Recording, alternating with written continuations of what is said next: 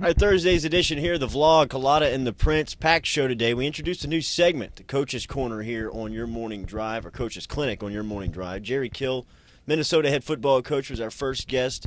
And look, I thought it's a cool segment just to bring some people in from outside of the SEC, outside of the region, and just talk ball. Yeah, first things first, we did not coordinate the wardrobe. It's strictly coincidental. Second is, when you get an opportunity to talk to guys that coach college football, it's always enjoyable. Jerry Kill's got a great story about what he is in terms of dealing with epilepsy and how he's been able to deal with his health situation, but also be a really successful coach at a place that success hasn't been really customary for quite some time. So he went up there. He's done a fantastic job. A great guy who gave us some of his time, and looking forward in the next couple of weeks to having some more major college football coaches come on and talk with us. And look, we're not even going to hide this. They all want to come on and talk to us because they all recruit the state of Louisiana. Anytime they can get some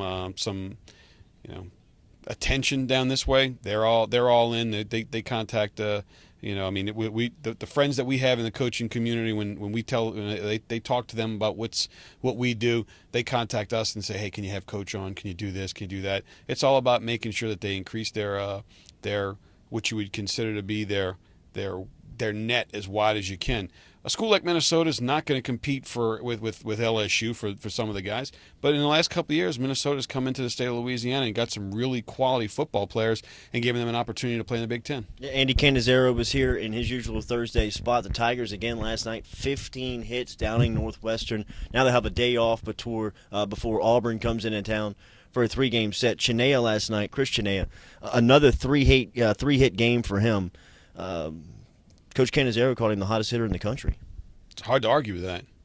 Maybe the only other guy that I would consider in the last couple of days is Chris Shambra. Chris Shambra with home runs back-to-back nights.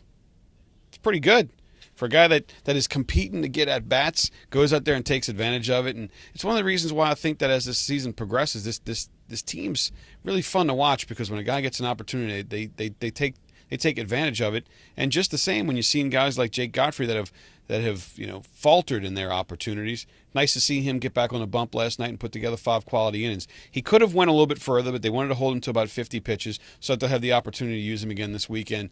Hopefully he'll continue to throw like he did last night. Still an issue of just how much mentally he's able to put a mistake behind him. Last night he has a situation where gets a ground ball, could have been a double play. The guy from Northwestern State doesn't slide. Jared Foster, who again is new to second base, doesn't try to complete the double play. So you can't call obstruction because he didn't try to throw the ball.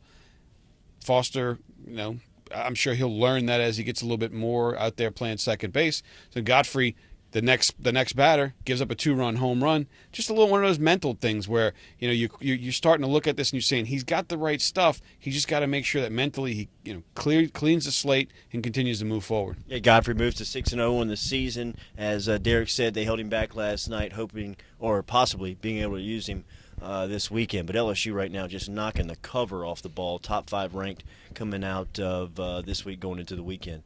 Dale Brown was here in the 8 o'clock hour and told the story about recruiting Shaquille O'Neal. Shaq and Dale will air. The documentary will air on the SEC Network Monday night at 8 o'clock Central Time.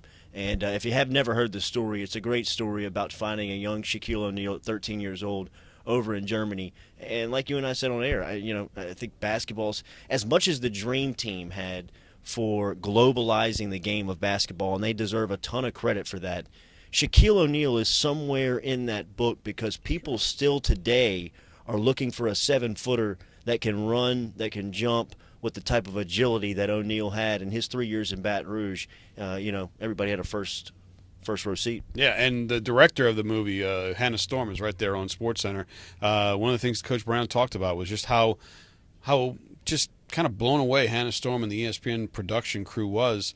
They were lining up interviews with other people, and they started talking with Shaq and Dale, and they had so many good stories that's it. The whole story is Shaq and Dale, narrated by Tim McGraw. Last night at the LSU baseball game, I was talking with Dr. Kent Lowe, our friend Dr. Kent Lowe, and he was talking about just how much he enjoyed what he's seen. He saw about the first half of it, and he said that he can't wait till Monday night to see it. I'm looking forward to it because you're talking about two of the more colorful personalities in all of sports. They shared their time in Baton Rouge together. I think that's really cool. Yeah, both guys inducted to the College Basketball Hall of Fame together in the class of 2014.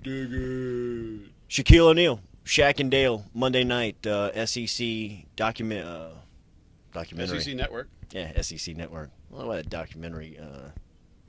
Words got me all day. All right, 7 to 9 a.m. We're packed tomorrow. Dylan Moses is going to be in studio. We'll also have Eric Musselman, and we will also talk to Joel Myers from the Pelicans. It's Culotta and the Prince, 7 to 9 a.m. Monday through Friday, right here on 104.5, 104.9 ESPN Baton Rouge.